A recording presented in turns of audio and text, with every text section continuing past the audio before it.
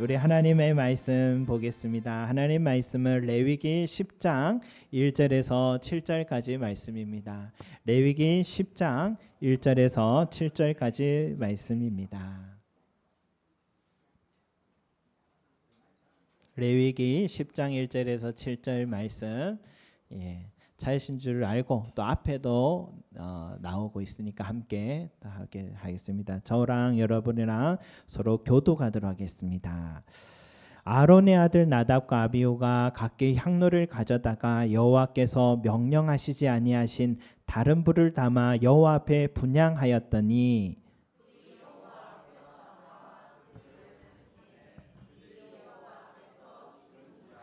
모세가 아론에게 이르되 이는 여호와의 말씀이라. 이르시기를 나는 나를 가까이 하는 자 중에서 내 거룩함을 나타내겠고 온 백성 앞에서 내 영광을 나타내리라 하셨느니라. 아론이 잠잠하니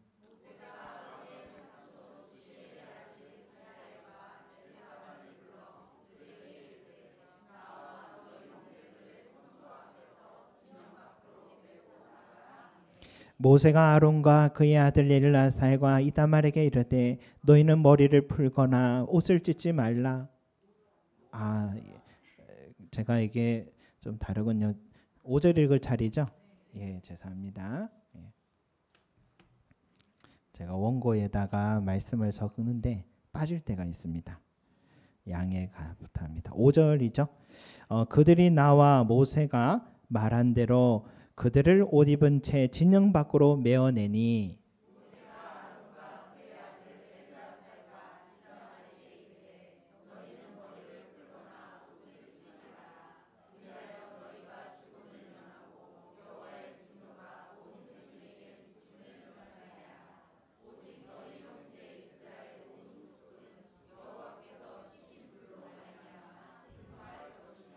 다 같이 여호와의 관유가 너에게 있은즉 너희는 회막문에 나가지 말라. 그리하면 죽음을 면하리라. 그들이 모세의 말대로 하니라. 아멘. 감사합니다. 우리 하나님의 말씀을 나누겠습니다. 여러분, 제사장 취임식 여기에서 모든 제사를 하나님께 드린 후에 하나님께서 응답의 뜻으로 여호와의 불이 그 제단에 임하여서 그 불이 제단의 모든 타고 있던 재물을 완전히 불살라 버렸던 그런 일이 있고, 그래서 온 백성이 이걸 보고 소리 지르며 엎드렸더라라는 말씀을 우리가 지난주에도 보았죠. 소리 지르며 엎드렸더라. 소리 지른다라는 것은 바로 기쁨의 마음을 말하는 것이었습니다. 기쁨의 소리를 질렀던 것이고, 엎드렸다는 것은 그 불의 여호와의 그 불의 힘에 눌려서 엎드린 것이죠. 두려움이었다 말할 수 있겠죠. 이제 제사장들 통해 이 성막과 제단 또 기구들을 통해서요, 이제 하나님께서 이 백성들의 죄를 이제 용서해 주시겠다. 그리고 하나님께서 이제 나는 이 성막을 통해서 너희를 만나 주겠다. 그리고 하나님께서 이제는 너희와 항상 함께 하겠다. 이 응답으로 여호와의 불이 임하여서 제단에 불이 타고 다 이렇게 감사와 기쁨으로 여겼던 것이죠, 여러분. 여러분, 이렇게 기쁨이 넘치는 이 제사장 취임식이 끝나고요, 이제 본격적으로 제단 가동식이 시작되는데, 여러분, 제사장들은 이 제단의 불을 절대로 끄면 안 됩니다. 알죠? 하루에 2번 상번제를 드린다 했습니다. 저녁에 번제를 드리면 그 불씨는 아침까지 이어지고, 또 아침에 또 그 불씨를 이어받아서 또 번제를 드리면 그 불씨는 저녁까지 이어져서 이 24시간 내내 이 불씨가 번제단에서는 꺼지지가 않게 되었습니다. 그리고 제사장들은요, 이 제단에서 이 불똥을 담는 그릇, 우리 한번 그림 한번 보여주시기 바랍니다. 저기 제사장이 들고 있는 옆에 바로 저 그릇이 바로 향로입니다. 바로 저게 불똥 담는 그릇인데, 저 향로를 저기다가 제단에 불씨를 담아서 이제 성소 안으로 들어가는 거예요. 다음 그림도 한번 보여주시죠. 자, 보시면은 지성소가 저 안쪽에 지성소고 또 들어가기 직전에 성소라고 있는데 바로 저기가 내성소입니다. 바로 저기에 떡상이 있고 등대가 있고 제일 앞에 향단이 있는데 바로 저기 앞에에 바로 향로 불씨를 들고 가서 거기에다 향을 얹어서 이 향을 피워 올려 드리는 바로 이 과정까지 제사장이 해야 되는 직무예요. 여러분 바로 이 직무를 하기 위해서 제일 첫날에 아론의 두 아들 나답과 아비후가 어떻게 해요? 이 규칙대로 향로에 불을 담아서 성소 안으로 이제 들어갔습니다. 저 안에다 그래서 이제 향단에다가 피워 올려 드리려고 들어갔는데 그런데요. 그 직전만 해도 여호와의 불이 제단에 임한 온 백성 함께 기뻐하고 찬송했던 그 날이 있었는데 그 여호와의 불이 이 아론의 두 아들 나답과 아비후가 향로 들고 들어갔던 이 두 아들을 여호와의 불이 확 삼켜서 그 자리에서 즉사해 버렸습니다. 얼마나 놀랐겠습니까?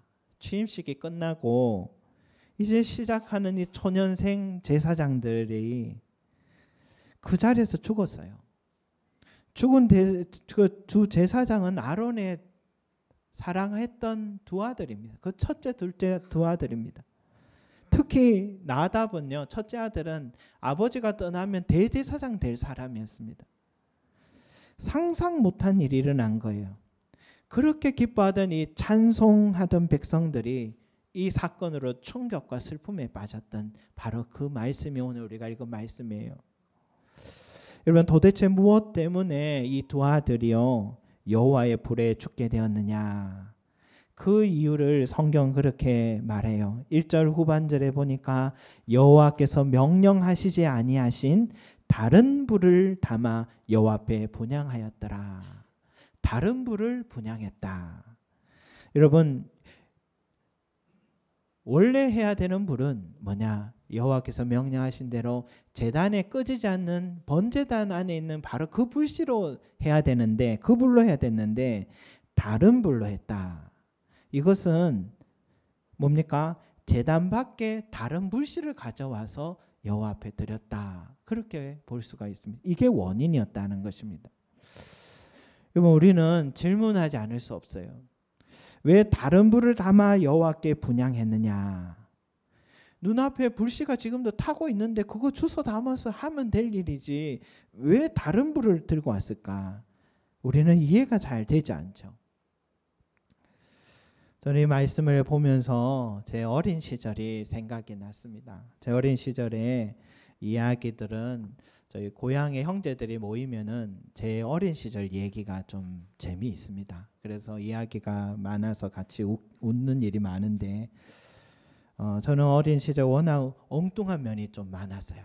엉뚱한 면이 많아서 참 그래도 효심이 좀 깊었습니다. 교통사고가 났을 때 참 어머니 공장에서 일하는 걸 알아서 제가 이렇게 얘기했어요. 택시 운전사 아저씨한테 병원에 가면서도 아저씨 이 사실을 어머니에게 알리지 말아주세요. 저는 병원에 실려가고 있으면서도 이 사실을 어머니께 이순신 같은 마음이 있었던 거죠. 그만큼 어릴 때도 어머니가 고생한다 이 생각을 늘 했어요.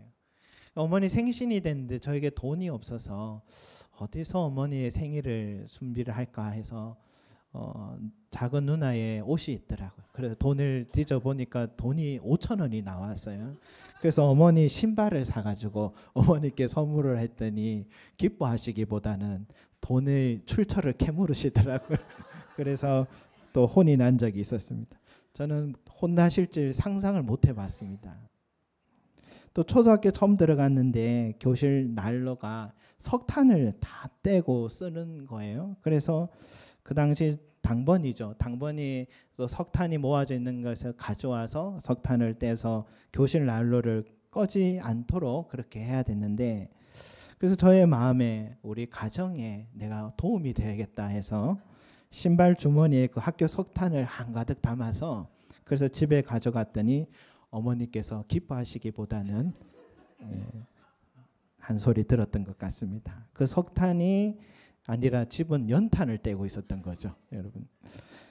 그러니까 저는 다른 불을 가져온 겁니다. 왜 그랬나 가만히 돌아보니까 제가 그때 아직 어려서 분별력이 없고 그리고 정신이 혼미한 상태였구나. 그런 생각이 지금 들더라고요, 여러분. 이런 나답과 이 아비후, 다른 불을 가져온 것은 정신이 혼미한 상태였다라고 볼 수 있습니다. 그래서 어떤 신학자들은 술에 취해 있었을 것이다, 그렇게 추측을 해요. 왜냐하면은 10장 9절 말씀 한번 바로 다음 볼까요? 10장 9절 말씀 같이 읽어보겠습니다. 시작. 너와 내 자손들이 회막에 들어갈 때에는 포도주나 독주를 마시지 말라. 그리하여 너희 죽음을 면하라. 이는 너희 대대로 지킬 영영한 규례라. 아멘. 하나님께서 대제사장 아론에게 이 말씀 안 하셨을 리가 없는데 이 사건이 있은 후에 다시 한번 강조하시는 이유는 아마 아론의 두 아들의 죽음과 연관이 있지 않나 추측하는 거죠. 아, 두 아들이 술에 취해 있었구나. 그 일을 하기 전날 밤에 술에 취해 있었구나 라는 것을 짐작하게 되는 겁니다. 이런 이야기를 들으면서 우리 교회도 요즘 참 약주로 드시던 술을 끊고 계신 성도들의 입장이 마음이 참 자유롭지 않으실까 생각이 듭니다. 잘하고 계신 것 같아요. 여러분 만약 그러나 주일날 교회 오시기 전에나 또 주중에 예배 오시기 전에 내가 혹시나 술을 조금 드셨다면은 그럴 때는 저에게 꼭 문자 주시기 바랍니다. 목사님, 제가 혹시 다른 불로 예배 드릴 수 있어서 오늘 좀 쉬겠습니다. 그러면 제가 이해하고 또 이해하겠습니다. 가톨릭 신부님들은 여기에 좀 자유하다고 들었어요. 그런데 목사가 여러분 술, 담배를 못 끊고 있으면 성도들의 입장에서도 은혜가 되지 않겠죠? 또 전날 밤에 술 많이 마시고 아침에 덜 깬 상태로 오늘 강단에 서서 설교를 한다. 그러면은 여러분 하나님도 기뻐하지 않을 것 같습니다. 목회자만 여러분 예배 인도자가 아니죠. 모든 성도들이 다 예배자들인데 가능하면은 술, 담배 습관에서 극복하고 특히 예배 전날에 술 생각나거든 더 말씀을 많이 듣거나 운동을 하시면서 거룩한 몸과 마음으로 예배 드리시기를 추천드립니다. 아멘. 그런데 여러분 어디 술 취함만 우리 마음을 혼미하게 하는 건 아니라 생각해요. 가끔 운전을 하다 보면은 앞에 차가 마치 술 취한 것처럼 왔다 갔다 하는 운전하는 사람들을 볼 수가 있습니다. 그래서 저분이 졸음운전하나 술에 아직 덜 깼나 하고 옆을 지나면서 탁 보면은 핸드폰 들고 운전을 하고 있더라고요. 스피커폰으로 켜서 운전하시지 왜 핸드폰을 들고 요즘 운전하실까 생각하는데 그러면 반드시 차가 본인은 똑바로 간다 생각하는데 왔다 갔다 하게 되더라고요. 여러분 마음을 다른 곳에 빠뜨리면 술 취함과 같이 다른 불을 들일 수 있다는 것입니다. 하나님께서 나 외에 다른 신을 섬기지 마라. 너를 위하여 우상을 만들지 말라. 그래 말씀하셨잖아요. 내 마음속에 하나님보다 더 소중히 여기고 의지하고 또 하는 것이 있다면 그게 바로 우상이요. 그게 다른 신이 되는 것입니다. 여러분 삶이 답답하고 힘들 때가 있잖아요. 그럴 때는 기도가 됩니까? 기도도 뭐 갑자기 그런 일이 있으면 더 안 됩니다. 그럴 때 여러분 참 그럴 때 우리 그리스도인들도 순간적으로 쫓아가고 싶은 일들이 있어요. 다른 우상에게 또 점을 잘 본다는 사람에게 괜히 마음이 끌릴 때가 있어요. 여러분. 왜냐하면 기도도 안 되고 잠시 기도해도 하나님 말씀 없는 것 같아서. 여러분 그런 유혹은 그럴 때 더 강하게 다가온 것 같습니다. 그럴 때 내 신앙은 이쪽 갔다가 이쪽 갔다가 왔다 갔다 하는 거죠. 그런 마음으로 교회 앉아도 마음이 집중이 안 되고 나는 다른 불을 드릴 수 있는 것이죠. 그 찬송이 참 좋아요. 어려운 일을 당할 때에 나의 믿음 적으나 의지하는 내 주를 더욱 의지합니다. 더욱 의지합니다. 여러분 어려운 일 당할수록 내 믿음이 적을수록 의지하던 내 주를 그 예수님을 떠나서 우상을 우리가 찾으면 안 되고요. 의지하는 내 주 예수님을 더욱 의지하시기 바랍니다. 저는 그 말씀도 참 좋아요. 너희 중에 고난 당하는 자가 있느냐? 그는 기도할 것이요. 즐거워하는 자가 있는 그는 찬송할지니라. 그러니까 즐거워도 예수님을 의지하고 고난이 찾아와도 예수님을 의지하는 삶. 여러분, 그 사람은 흔들리지가 않습니다. 오히려 그 고난이, 그 불시험이 나를 더 정금같이 만드시는 하나님의 계획을 기대하기 때문입니다. 고난이 찾아왔을 때도 더욱 주를 의지하고 삶을 또 회복시킬 뿐만 아니라요, 내 영혼을 더욱 주님의 기쁜 은혜, 사랑을 체험해서 그 시간이 나를 성숙하고 성장케 해주시는 그런 은혜의 시간이 되는 것입니다. 그러니 여러분, 예수 그리스도만을 더욱 의지하시길 바랍니다. 한 가지 더 생각해 볼 것은요, 여기서 이 나답과 아비후가 다른 불로 드렸다라는 것은 꼭 술 취함 때문이라고만 말할 수 있을까라는 거죠. 여러분, 술 취하지 않고도요, 말짱한 정신을 가지고서도 하나님께 다른 불을 드릴 수 있다라고 생각합니다. 그것은 뭐냐? 하나님의 명령을 가볍게 여기고 내 뜻과 내 방식으로 하겠다는 교만함, 바로 여기에서 우리는 얼마든지 다른 불을 드릴 수 있다는 거죠. 여러분, 교만과 하나님의 말씀에 대한 불순종은요, 교만과 불순종은 바늘과 실의 관계 같아요. 아담과 하와도 하나님 말씀을 순종하며 그렇게 행복하게 살다가 그들의 이 불순종함으로 저주를 받게 된 원인은 그들 마음속에 나도 하나님과 같이 될 수 있겠다라는 기대, 마음, 이 교만 때문이었습니다. 민수기 16장에는요, 고라당이 나와요. 고라는 레위 지파 사람인데요. 한번 그림 한번 보여주시기 바랍니다. 이 레위 지파 가계도가 이렇게 되어 있습니다. 여기에 이 고라라는 사람이 있잖아요. 빨간색으로. 저 사람이 아주 리더십이 뛰어난 사람인 것 같아요. 레위인임에도 불구하고. 그래서 이 마음에 교만이 싹트기 시작했어요. 뭐냐면 왜 저 아론과 나답 아비후 내려오는 저 집안의 사람들은 왜 대대로 제사장 직분을 독점하고 있고 왜 우리는 성전 봉사만 하는 레위인으로만 살아야 하느냐. 그래서 모세와 아론에게 향해 대적하게 된 것이죠.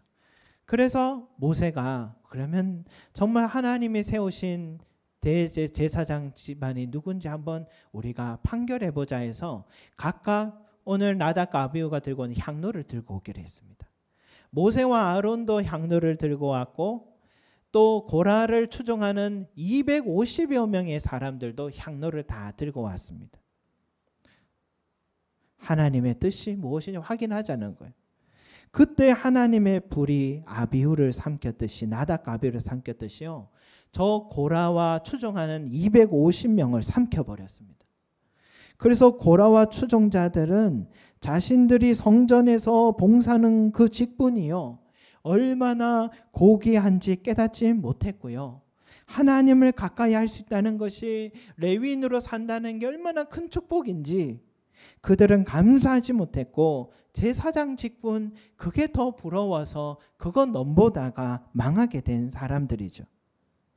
여러분, 바로 교만 때문이었습니다.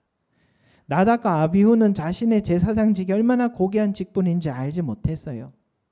하나님께서 직접 위임한 취임식을 통해 그들에게 맡겨주신 그 사명이 얼마나 엄중한 일인지 깨닫지 못했습니다.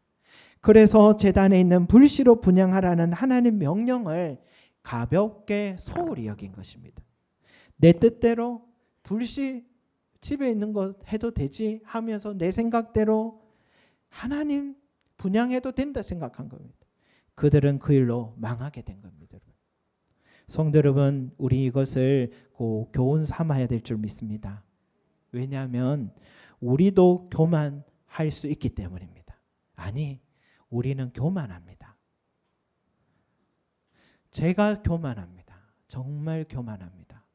제 눈빛 보니 교만하지 않습니까? 여기 계신 우리 성도님들도 죄송한 말씀이지만 교만합니다. 여러분 보니 정말 교만해요.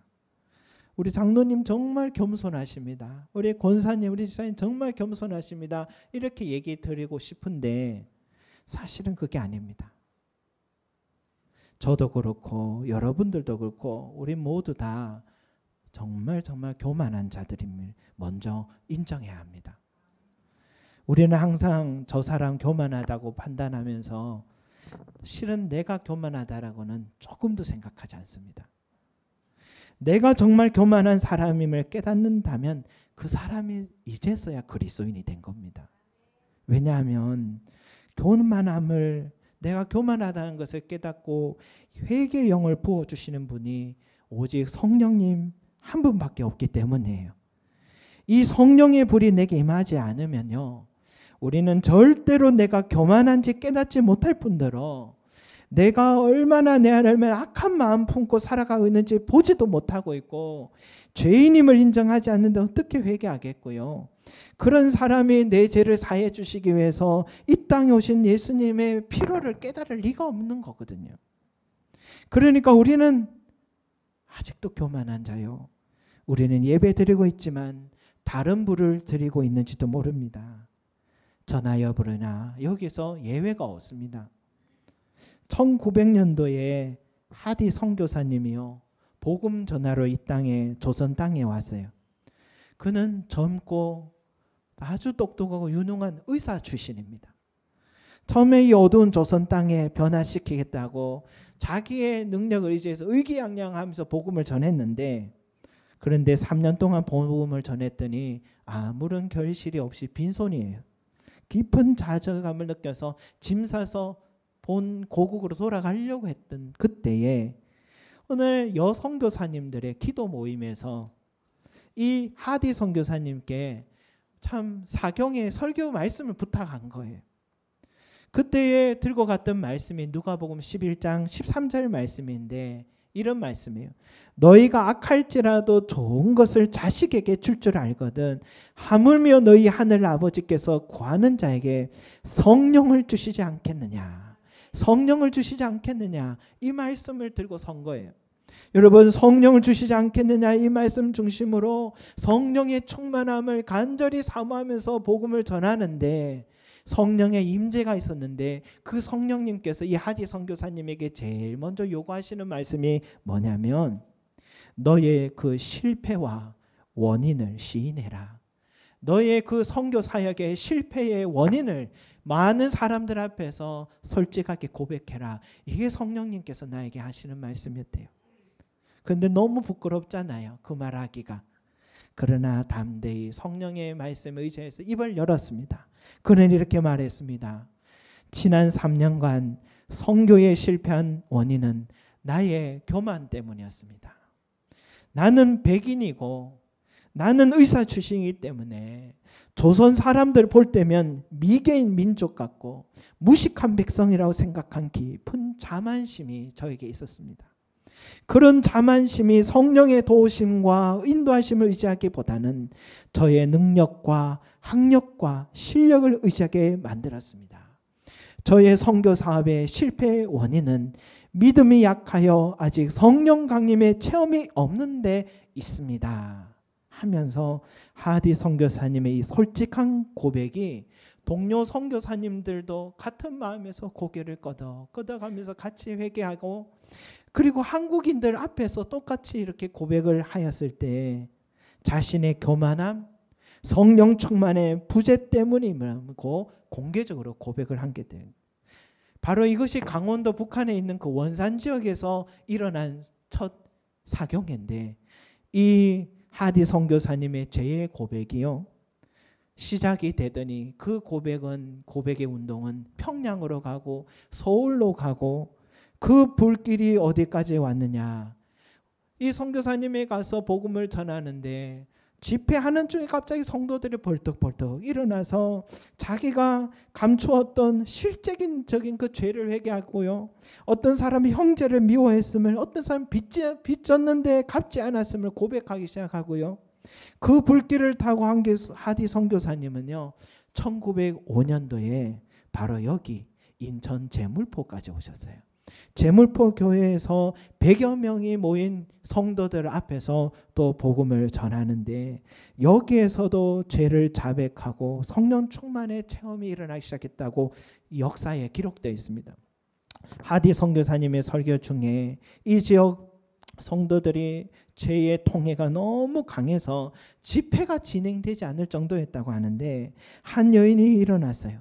그 여인은 누가 봐도 정말 평소에 너무 참 착했던 여인인데 자신은 계속해서 죄를 지었다고 고백을 해요. 한 남자와 1년이 넘도록 동거 생활을 해왔다고 고백을 해요. 그러니까 옆에 동거했던 남자도 같이 일어나서 같이 그랬다고 고백을 해서 이 문제를 바로잡기 위해서 부흥회가 끝나자마자 결혼식까지 올렸다고 합니다. 수년 동안 교회 잘 다니다 한 남자는 일어나 눈물을 흘리면서 내가 거짓을 저질렀고 도적질했다고 그렇게 고백을 하고, 사이가 좋지 않은 두 여인은 부흥회가 끝나자마자 서로 화해를 했답니다. 이 부흥회는 여러 날 동안 계속되면서 교인 100여 명이 자신들의 죄를 공개적으로 인정하고 주님과 관계를 회복할 열망을 표현하고 성령 충만함을 받았다고 교회사에 분명히 기록되어 있었습니다. 여러분, 인천 동구 제물포는 우리 옆 동네잖아요. 자부심을 가지시기 바랍니다. 이 불길이 왜 송림동 땅에도 안 왔겠습니까? 이 지역이 그런 영적인 유산이 있는 땅인 줄로 믿으시기 바랍니다.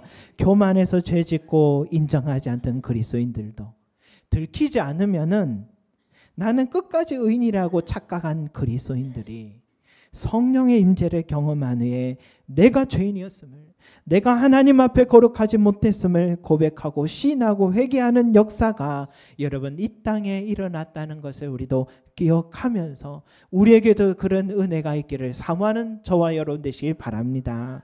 성도 여러분, 우리가 성령의 충만함을 받아 회개하지 않고 있다면 우리는 모두 다 교만한 자들입니다. 그렇게 감춰진 죄를 갖고 있으면서도 얼마나 형제들을 판단하고 심판하고 정죄하는 자리에 있었는지 내 자신을 돌아봐야 합니다. 그 판단이 아무리 옳은 말이라고 하더라도, 아무리 정확한 사실에 근거했다 하더라도 내가 남들에게 드러나지 않은 그 수많은 죄들을 생각하면 그런 가식적인 행위 자체가 교만한 자였다고 말할 수밖에 없는 것입니다. 다른 사람들 겉보기엔 참 훌륭한 장로님이요, 권사님이요, 집사님이요, 목사님이라고 칭찬 듣는다 해도요, 내 안에 여전히 회개하지 않은 죄의 습관을 갖고 있다면, 공개적으로 드러나지 않은 손가락질 받고 있는 죄인들과 나는 별반 다를 게 없는 하나님의 진노 앞에 서 있는 똑같은 죄인입니다. 그러면서도 나도 돌멩이 하나 들고 가늠한 여인을 향해 던지려 했던 그들과 나는 똑같은 사람이었던 것입니다. 그만큼 우리는 가식적이고 교만한 자들이었습니다. 여러분, 오늘 이 나답과 아비후의 다른 불로 불행하던 모습을 보면서 깨달아야 할 것은 나도 다른 불을 드렸던 교만한 자가 아닌가 돌아보는 은혜가 있기를 소망합니다. 겉만 번지르한 그리스도인이 아니었던가, 속은 회개하지 않은 채로 썩어가는 회칠한 무덤이 나 자신이 아니었던가, 이런 나 자신을 또렷하게 쳐다볼 줄 아는 그 사람, 다른 사람의 죄를 찾기 전에 내 안의 죄를 마주할 수 있는 그 사람이 교만에서 벗어날 수 있는 것입니다. 성령의 충만함을 받고 내 자신을 돌아보고 내가 얼마나 죄인이었던가, 내가 얼마나 희망이 없던 가여운 자였던가 볼 수 있게 된다면 그는 성전에 와서, 주님 앞에 와서 그에게는 눈물밖에 나지 않게 되고 화로다 나여 망하게 되었도다 고백한 이사야 선지자와 같이, 가슴을 치며 엎드려 회개했던 세리와 같이 옆에서 조용히 기도하라고 다그쳐도 그 소리가, 그 말이 들리지가 않고 어찌할꼬 하며 두려워하는 게 여러분 마땅한 일 아니었겠습니까? 성도 여러분, 오늘 우리에게 가장 필요한 불은 이 제단의 불인 줄로 믿습니다.